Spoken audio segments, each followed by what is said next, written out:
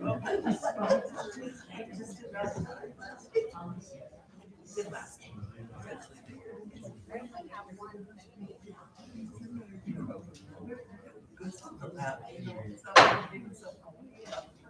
evening, everyone. I'll call this meeting to order. It's actually technically a continuation from our January 15th meeting, which was continued from December 4th. So if the secretary would call the roll, please. Member Miller, Here. Member Sings, here. Member Field, Here. Member Cum, Here. Member Bartlett, Here. Member Stone, Here. We have a quorum. Thank you. Would you also read the case in again? Case AP-19-001, Novel White Fence Farm, Appeal 6263 West Jewel Avenue, continued from January 15th, 2020. Thank you. Hello, everyone. Nice to see you all again. Thank you all, members of the public, for being here. We, as I'm sure you know, will be hearing from the Lakewood from the, anyone else. This meeting is for discussion and action by the board. Can you all hear me okay? Not very well. How's that? Is that better? Oh, wow. Okay, will do. Thanks. Same thing my drama coach said. I didn't have a connection. Okay, we'll move on.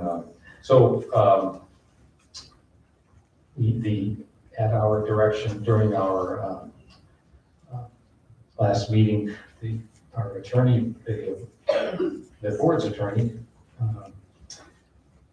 drafted 3 resolutions. Made those available. Let's see, I believe they were made available online. No. If anyone would like a copy, the secretary has copies of them. I believe they were made available to the board. We'll read them in the record if they were there are motions for them. Excuse me, Chair, could they also be shown on the screen? Sure, yeah, I can do that. I can use the voting. Okay, You want me to do that? we could do that as we're discussing each Okay. one. We'll take them one at a time. They are actually numbered 1, 2, and 3, and so we will look at them.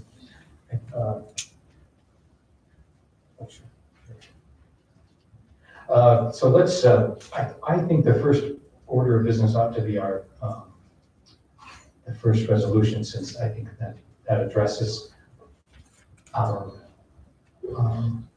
authority to be considering this case anyway. So I would entertain a motion about, and then we could have discussion about resolution number 2020-1.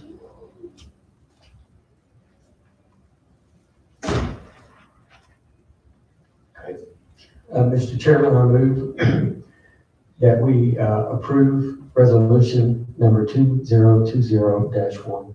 Second. Thank you. And you would like me to put it up there right now? Please, yes. We'll open this for discussion by the any member of the board.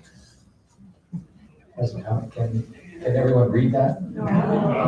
Do you all want to come up here really close? Is there a way to enlarge it?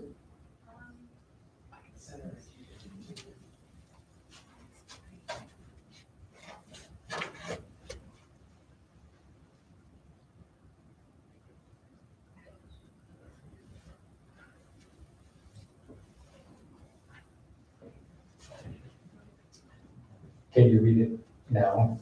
Yes. Okay. Mr. Tuttle, do we need to read the entirety of this into the record? I don't think you need to read the entirety of it into the record. You need to refer to the live number. Okay.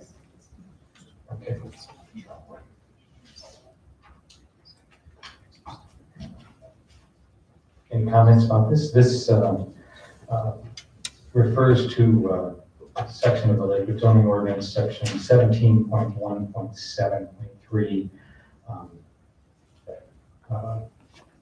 that grants authority to the Board of Adjustments by the city to hear appeals such as this. Is there any discussion about this? Mr. Chair, as just a point of reference, I'd like everyone to note that when you see every resolution, 20, 20-1-2-3, that the first 3 paragraphs will all be identical. So as we discuss 2020-1, then we will also note that that's the same that happened on the other 2 resolutions. Thank you. Yes, that's correct. The first 3 paragraphs of each are the same. So why don't I call this to a vote? So the vote would be in favor of this resolution, which, Mr. Chairman, I hope I did just miss. Was there a second on this? yes, it was board member Sinks. Mr. Chair, would you also state that as we're voting, a yes vote means and a no vote means for clarity for the audience? Certainly. So the yes vote is affirming that in our interpretation that we do have the authority to hear this appeal. And a no would mean that the appeal should be heard by someone else in the opinion of the members of the board.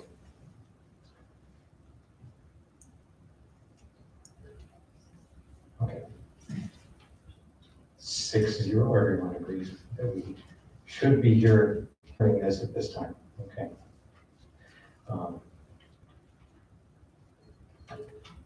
We'll move on to the in order, I think would be the best way, since that's how we ask for these to come to us.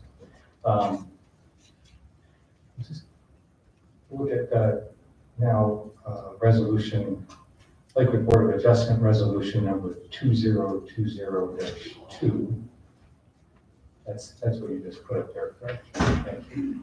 So again, the first 3 paragraphs are the same. And this one, I'll read the 3rd paragraph. Whereas the Wilson property ODP was approved by the Lakewood City Council in 1982, but in 2012, the City Council conducted a major overhaul of zoning within the city intended to reduce the reliance upon individual planned development zoning districts and applied base zoning throughout the city. As part of that legislative rezoning, the city adopted a zoning of M-N-S for the property in question within the Wilson ODP. The city also specifically adopted provision 17.3.6.5A of the zoning ordinance, providing that redevelopment within a PD district may apply either the standards of the base zone district or the standards of the ODP. So I have a general comment about that because a lot of the discussion and arguments were about whether we should be considering this portion of the ordinance 17.3.6.5A or another portion which was in 17.1.6.2 which dealt with conflicting provisions. We can have board member discussion about this, but I have a general comment about this. This comes from my own experience. I owned a technical writing company for about 20 years, wrote lots of rules with lots of instructions, procedures, that sort of thing. And I would say that it would not make sense to write a set of instructions or procedures that begins by disallowing later instructions or procedures. That just wouldn't make sense. So the way to understand this is for me, and this may be where we need to give some guidance to the city council or some other place later on, but the conflicting provisions section to me is if there is nothing else more specific later on. I think there are other examples of this that we're all pretty familiar with. Speeding laws, for instance, the state of Colorado defines maximum speed limits within a residential area, but a city can change that if they want to make it more specific. I think a better example, personally, is from Major League Baseball, the infield fly rule. Basically, you have to catch a ball for it to be out, but the infield fly rule is one that allows an umpire to say, oh, no, not in this case. And then that might only have meaning to me. But I believe that this 17.2, 1.6.2, the conflicting provisions section, it's a part of the general provisions that I believe it comes into play when there's not a more clear understanding later on. 17.3.6.5 is very clear that it pertains only to plan developments and how or when they're applied. And in this case, this being a redevelopment, I feel pretty strongly that that's, in my opinion, for myself, that's clearly the portion of the code that should be followed. So, yes, sir, Mr. Heald. I certainly agree that the interplay of 17.1.6.2 and 17.3.6.5A is on its face a bit confusing. But actually, if you look at all the background of the information that was in the packet, it does make sense because in some cases, one will apply, in some cases, the other will apply. The magic, I guess you could say, in 17.3.6.5A is that it could, it makes a case for the base zone would apply. And that could be acceptable if it's not challenged. So 17.3.6.5A would apply. But if it's challenged, general provisions, which apply to the entire document, then say, in the event of a conflict, the more restricted provision applies. So in essence, 17.3.6.5A was written to apply, less than except there's a conflict. If there's a conflict, then there's a resolution mechanism. So that would undo 17.3.6.5A. So it's not absolute that it always applies. It depends on whether or not there's an existence of a conflict, and in this case, we just voted unanimously that we recognize there's a conflict that we have the authority to resolve. So I believe 17.1.62 in this case overrides 17.3.6.5A. That in no way invalidates 17.3.6.5A. It could apply the other way around in other cases. For example, the base zoning could be more restrictive than the PD. And if it's not challenged, that's fine. The base zoning could be more restrictive than a PD. And if it is challenged, then the result will be based on the challenge, on which is most restrictive. So in essence, long-winded way of saying both provisions can coexist. How they operate depends on the circumstances. Thank you. Board Member Stone.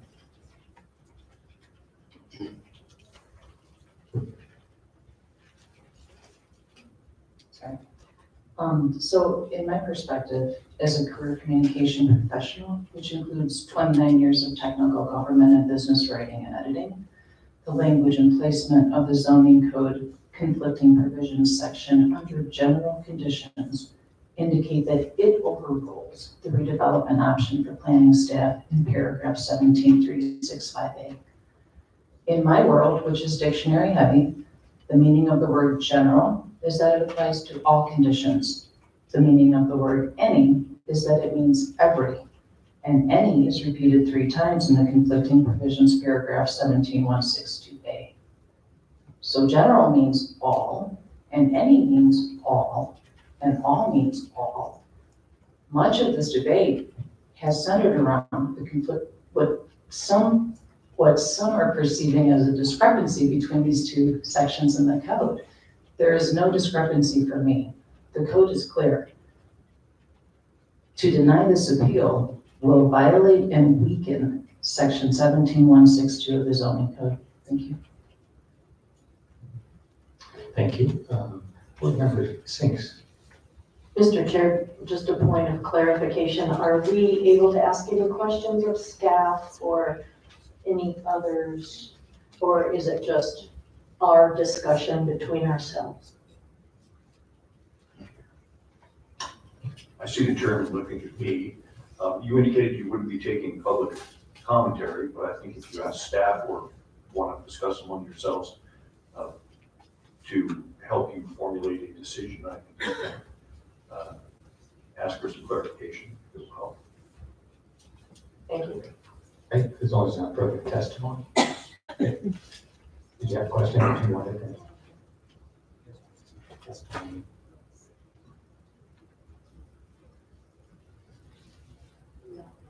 Okay. Board Member Yield. Thank you. Yeah, I have a following thought on Board Member Stone's comment is that I certainly agree that to deny the appeal would violate the zoning ordinance. I don't necessarily see denying the appeal as weakening the code because we do not have the authority to amend the code. And I think if we voted to deny the appeal, I think that decision is likely to be appealed to the district court.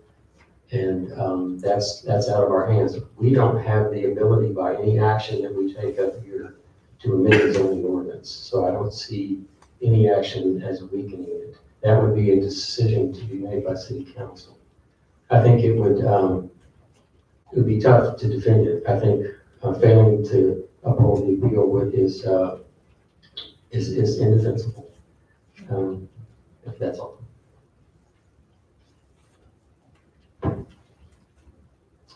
Okay. Yes, please, Board Member Sinks. Thank you. So a question for staff. Could you just bounce us forward and tell us both sides? In other words, if we vote yes, what are the next steps? If we vote no, what are the next steps or ramifications? Did I make my question clear enough? So of course I understand that it's all stated here in the zoning ordinance, the steps that are taken, but can you elaborate? Well, under either condition, review of this application would continue. You're just deciding under what rules it continues. So denial of the appeal, it continues under the rules as laid out in my letters of the 21st and the 31st of May. Approval of the appeal, it continues under the rules as interpreted by the appellant.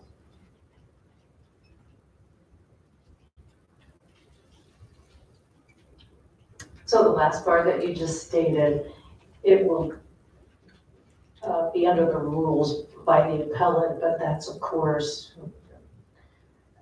notwithstanding the jurisdiction, the decision. Well, yeah, never mind. Thank you. My understanding, Board Member Sinks, is that a major site plan application was filed.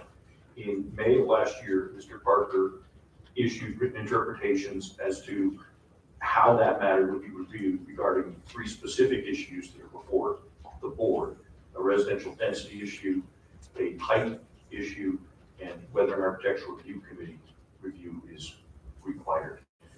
As far as I know, since the appeal was filed by the appellants in this matter, there has been no additional action by the planning department to approve, deny, or modify in any way the recommendation. I don't think the applicant has done anything different. It has been awaiting your resolution of these issues.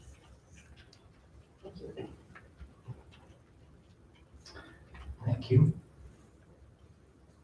Any other comments? Yes, sir. Could I ask just a quick question, since I haven't reviewed these rather closely, but what is the distinction between the resolution 2 that is in front of us now and another one that was placed here that would be 2023? And I'm trying to distinguish between the two because both come to the same conclusion in terms of our action. The resolution 2 deals with the density and height that was permitted. And resolution number 3 deals with the architectural review committee. That was our direction to Mr. Tuttle last week to separate these. Okay, thank you. Yes, Board Member Stone. I would just like to clarify why it would weaken this section of the code for us to deny this appeal. Basically, we would be rendering that section under the conflicting provisions, under general conditions, we would be rendering it meaningless. And that's why it will weaken the code. Thank you.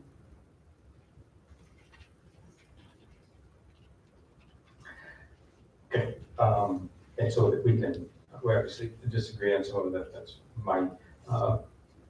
my sense is it would go the other way, that not allowing the further definition in 17.3.6.5 definition and clarification of the general provisions, I think would make sense to me. I think it wouldn't have any reason for being there then. I also would point us to the introduction section, the purpose and administration of the Lakewood zoning ordinance, section 17.1. Purpose and intent, which is 17.1.2, the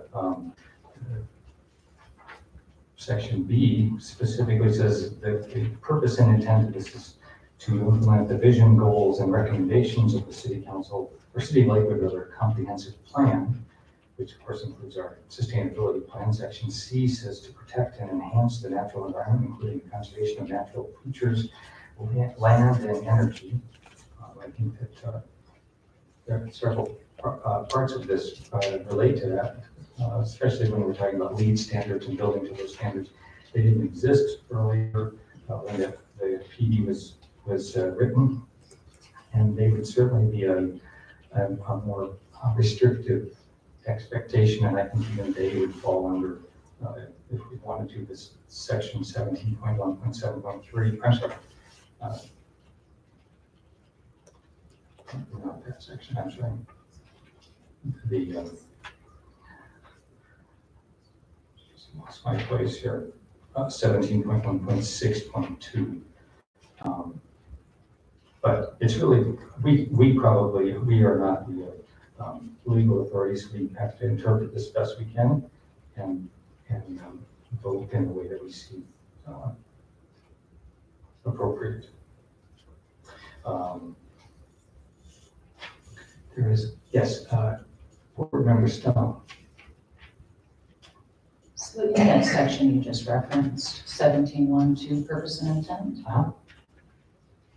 Article B states that the purpose and intent of the zoning code is to implement, one of the purposes is to implement the vision, goals, and recommendations of the City of Lakewood Comprehensive Plan. Paragraph 17.171B1B, if you all want to turn, also would be violated if this commission denies this appeal, because that section requires that development is consistent with the comprehensive plan and other city plans. In section 17.3.6, that describes how planned developments provide a means to define and protect neighborhood character, which is goal L-N2 and a major theme of the comprehensive plan. The meaning of the word character goes way beyond the shape and placement of the buildings as allowed in the base codes. Character comprises those features that distinguish one neighborhood from another. I have not seen nor heard that a definition, criteria, and process are in place for making sure developments fit in with the character of our neighborhoods. These remaining ODPs currently fill this gap in city planning criteria and processes. To void the Wilson ODP agreement with no replacement would violate paragraph 17171B1B and the purpose of the zoning code by working directly against a major theme and goal of the comprehensive plan. Thank you. Thank you. Board Member Heel. Yes, I just want to follow up on that. I agree certainly that the interplay of the comprehensive plan is very important here. And I think it's very clear that the ODP was designed to have certain things within the character of this defined area. And that the reason we're here hearing an appeal is because the appellants feel that what the director's interpretation is violates that neighborhood approach. In doing so, it violates the comprehensive plan. I think it's clear that the intent of the zoning ordinance is to fulfill the goals of the comprehensive plan. So I think the comment really kind of amplifies the fact that the appeal not only has merit for us to hear it, but it has appeal in its substance. That it's not the intent of the zoning ordinance to violate the comprehensive plan, but it is the intent to fulfill it. Thank you. No other comments? I will entertain a motion.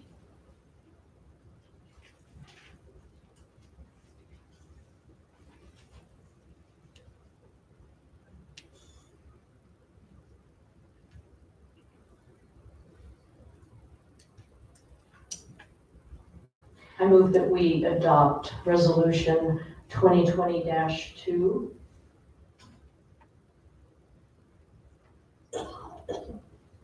Is there a second?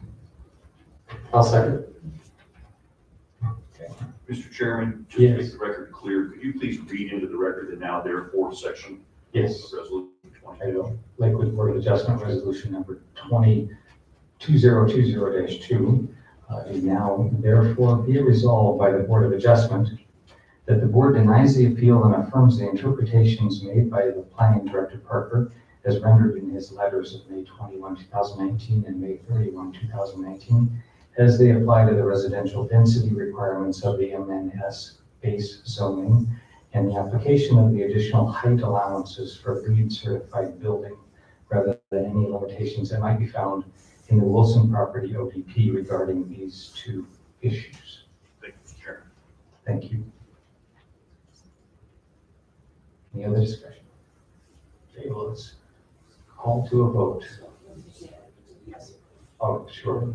A yes vote denies this portion of the appeal, the related to the height allowance and the density.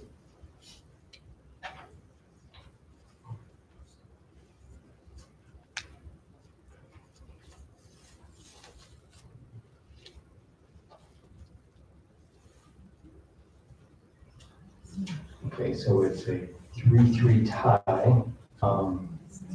The consequence of a tie vote is that the original decision by the director stands. We'll move on to our next resolution that we had asked Mr. Tuttle to prepare for us. Any comments about that?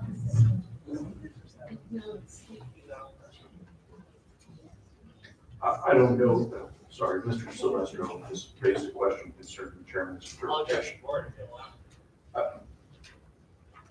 He inquires as to what rule it is that says the appeal is denied if the motion fails. I would offer my opinion that ordinarily, in order to reverse a decision below, you have to have a majority vote, and a failure to have a majority vote for reversal generally means, as a rule of law, that the decision below stands. Mr. Sylvester may disagree with me, and I suspect we're gonna end up in district court at some point anyway, but that's, And Mr. Tuttle, if I may, the particular rule is under the rules and regulations governing the procedure of the Board of Adjustment. Section 7.6 discusses a quorum, which is not an issue here, but within that rule, it states that a concurrent vote of a majority of those members present is required to approve any matter before the board. So as you stated, 3-3 tie would not be a majority. There is a quorum, so that's not an issue, but in this particular case, they would need 4 members of the board to vote in order to approve. Respectfully, Mr. Chair, if I could make a record. Yes. Responding to that point, there's a resolution before you, and there's no majority. So to Ms. Tank's point, this resolution is not adopted because there's no majority. that would be correct. And so I need some clarification from the board as to what the legal justification is for saying that a deadlock is a denial of the appeal.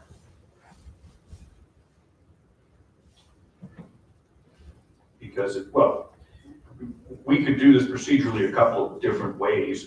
Okay, we could have an alternative motion to deny resolution 2020-2.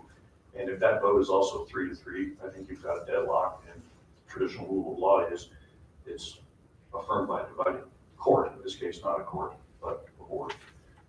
So. Alternatively, we could reconvene when there is not a number of board members and have an actual decision here, as opposed to a tie, which is nothing. I'd rather not have a debate on it right here, but I think as Ms. Stanley points out, under the Board of Adjustments rules, a quorum consists of 5 or more. You do have a quorum, and the rule is that resolutions, actions need to be taken by resolution. If a resolution doesn't pass by majority, it doesn't pass. Ultimately, I guess my request is to have the board put whatever justification they have on the record so that we do have something to work with moving forward and we don't just immediately get reunited back here. I think our justification is the section 7.6 of our rules. So that rule is pretty bad into the record then, if you wouldn't mind. No, I would not mind. Section 7.6 labeled quorum states, a quorum of the board shall consist of 5 members. A concurring vote of a majority of those members present is required to approve any matter before the board. If a quorum is not present, all matters on the agenda shall be rescheduled. Okay, thank you.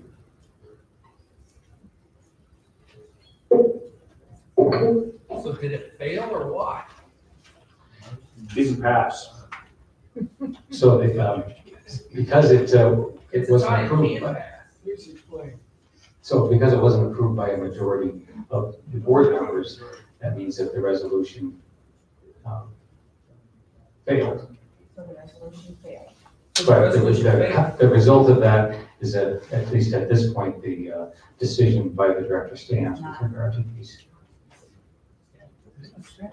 Right, explain that very well.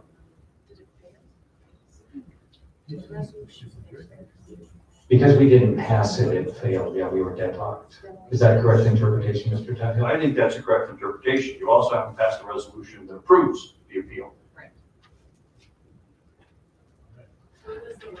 So, are you suggesting that we modify the resolution and make a motion to that effect? I don't think you need to do that. I would have to agree that votes aren't going to change just because we're voting to say no versus yes. I'm guessing they're not going to change either. What I do know is the only resolution that you just voted on didn't pass.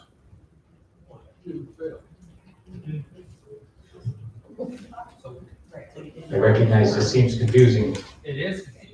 Very clear, you did obviously, to. Beg pardon? You did not affirm. So you can't move forward. You can't go with Travis's decision. Well, we don't decide that, actually. What was Seems brought like to you us? just did. When you Well, said his decision other stands. actions can be taken by other other parties, but we can only do what we are authorized to do, and that's to bring a Right, but you said resolution. Travis's decision stands, and clearly it doesn't, No, because you don't have 4 votes to approve his decision. The resolution was just denied. Right. By your own verbiage, it did not pass. The resolution was to deny the appeal. And you just got through saying it didn't pass.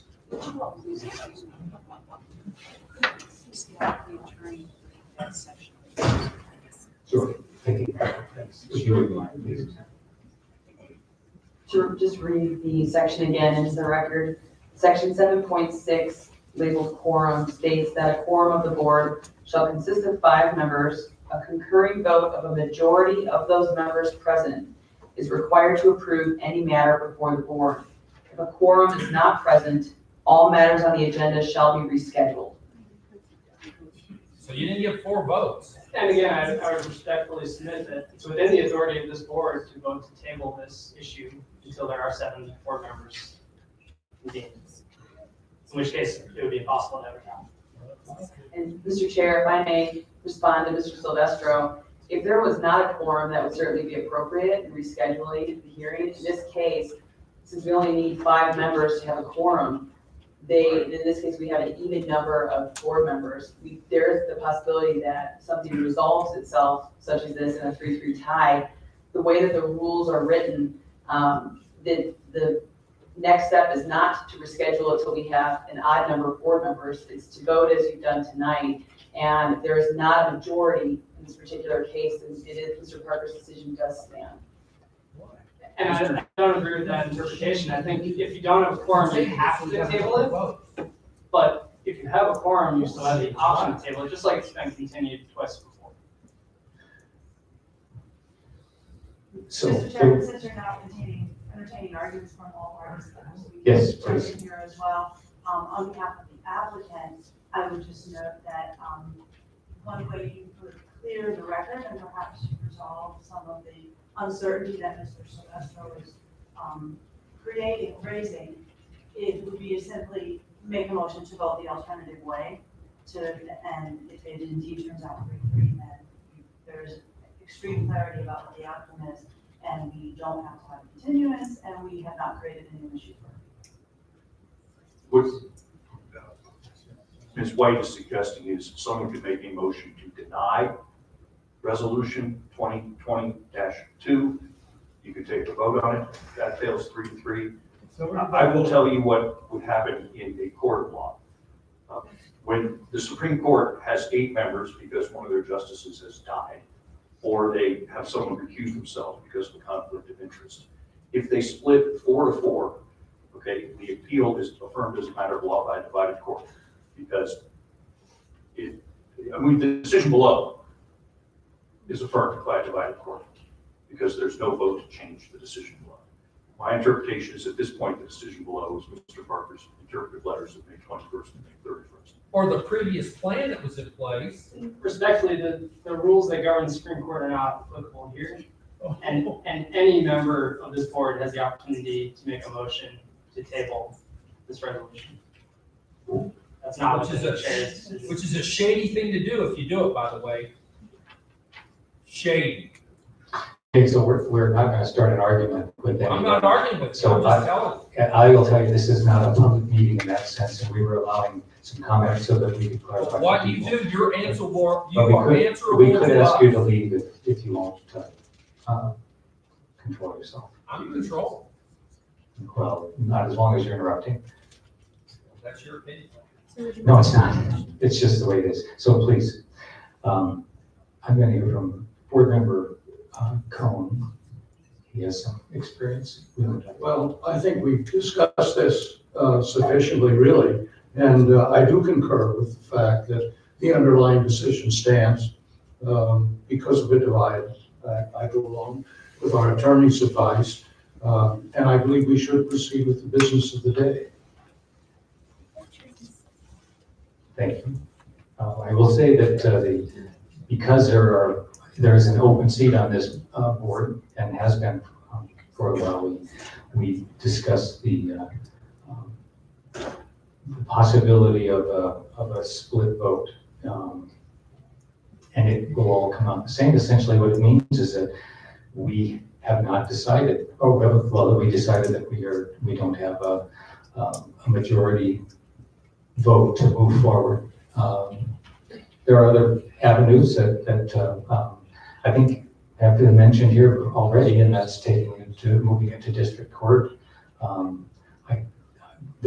We really don't have something else that we could do. There is a suggestion that we would table this, but tabling it would mean for a point that we actually don't even know in the future when there would be a 7th board member. And I'm sorry about if that seems strange. I can tell you it's as strange to us as it is to you all, because we would much rather resolve this one way or the other. If it clarifies things for us, perhaps we should have a second vote on this resolution. So I will, if there's any feeling among the board members that we need to do this, I think it'll be. I'd like to make a motion, unless, it's weird that I make the motion since I voted yes on the last, but I moved. It's not. Okay. I moved the Board of Adjustment, deny resolution number 2020-2. Second. Okay. Second by board member Sings. So we will vote on this without comment, but we'll, just to clarify, so the motion was to deny this resolution, and this resolution was denying the appeal with regard to the density and height. So the double negative means that a yes vote would be,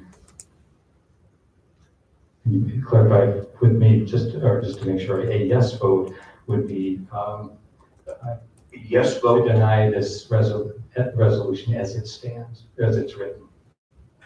yes. Yes. Good. That's what you intended. Yes Okay. vote is a yes vote would be to not pass the resolution. As it's written. Okay, that's what you understood as well. So that upholds the appeal or upholds the director's interpretation? But upholds the appeal. Yes. Yes. Okay. So you're not I'm sorry. Is everyone clear? No, I'm not clear. Okay. So a no vote upholds the appellants. Is that correct? No upholds the appellants. No. A no vote actually denies the appeal. It's getting complicated. It is. But the board can only act through resolution. So if you want to affirm the appeal, you really need a resolution that says, we affirm and grant the appeal in the following regards. If this vote to deny fails, because it doesn't pass by a 3-3 vote, I think we're left where we were before. We will be, yes. I thought this was going to bring clarity, but obviously that's not what's happening. So the motion is not the opposite of what we voted for. It is. It is. Because the initial motion was for this resolution. The second one was to deny this resolution. So in theory, denies someone the- who voted yes the first time, in theory, if they had the same intention, would vote no the second time. I would never tend to tell anyone about how they should be voting or expectations. Board member Stone. I'm sorry?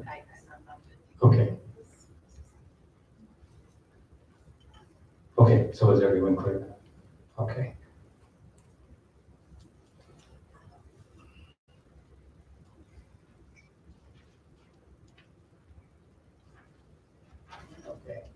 So once again, it's a split vote, which means we are not taking an action on this.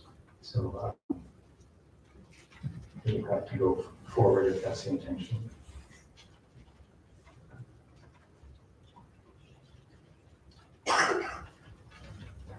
So we'll move on to our, the resolution 2020-3, which we asked Mr. Tuttle to prepare. Is that the one that's showing? No, thank you. This,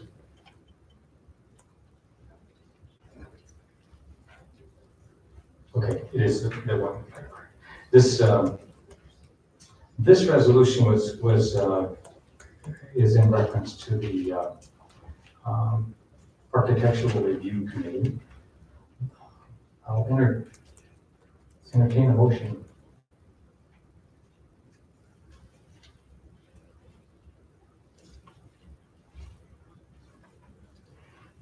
Do you need to read anything into the record?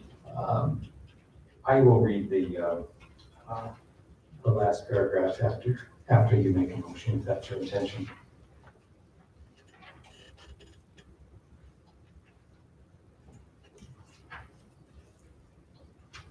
I move that the board adopt resolution 2020-3. Second. Second by Board Member Bartlett.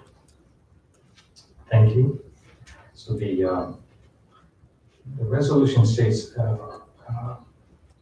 therefore, be resolved that the Board of Adjustment, that the board denies the appeal and affirms the interpretations made by the Planning Director Parker as rendered in his letters of May 21st, 2019 and May 31st, 2019, as they apply to the review by an Architectural Review Committee, rather than any limitations that might be found in the Wilson property ODP regarding this issue.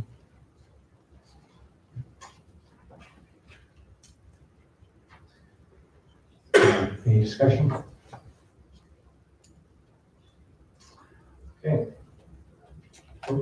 Yes, sir. Board Member Heald. Yes, with regard to the last 1, 2, 3, 4, 5 recitations in this, I'd like to point out that item 23 in the packet of information providing official documents in this case, it clearly supports, these are the city council minutes, clearly supports the survival of ODPs. There was also a clear recognition that ODPs were too restrictive. So what council did was they dumped language into the zoning ordinance that provided that both base zoning, underlying zoning, and ODPs could work. And as I said earlier, how they work is a function of a lot of different ingredients. So I don't think that it is in any way clear cut that there was a mandate by city council to allow base zoning to overrule an ODP. So I don't feel that this provision is supported. I think the ODP being the most restrictive document, the height and density parameters there are the valid parameters. Thank you. Board Member Stone.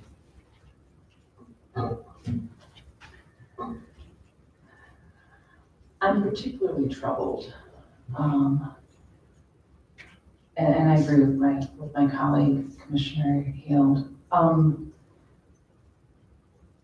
The form of the Wilson ODP is a signed and notarized agreement among city authorities and 2 private parties to define the character of the neighborhood. In my world, a signed agreement is binding unless its conditions are met or expired or all parties consent to modify or dissolve it.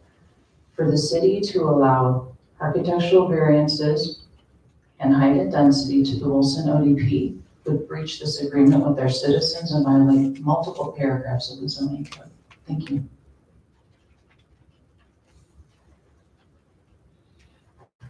Yes, sir. Board Member Keel.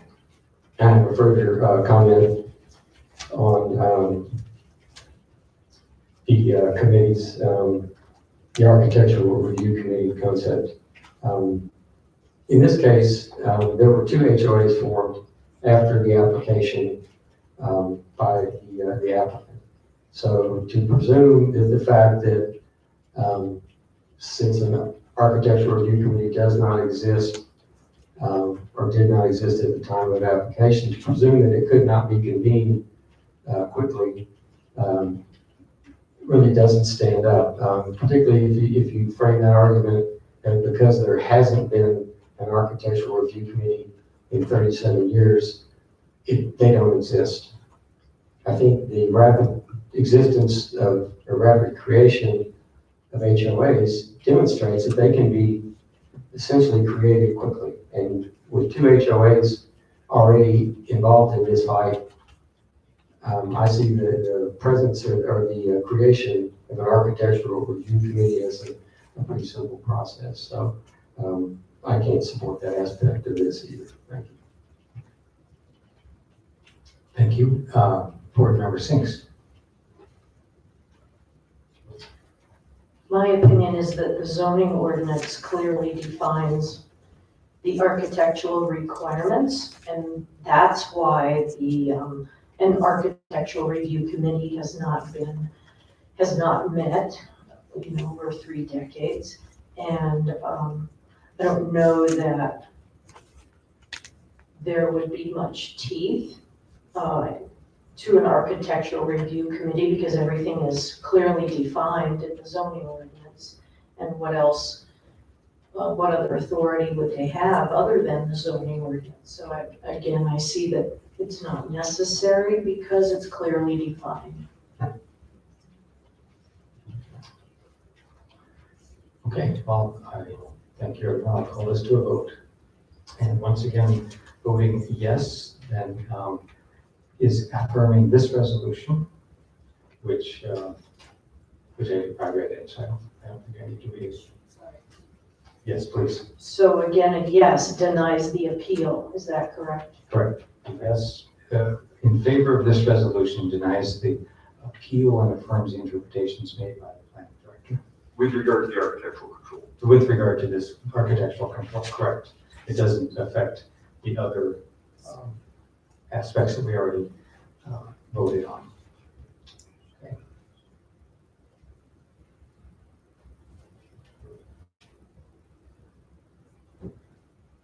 Everyone has voted. So this resolution passes 4-2 with regard to the architectural review committee.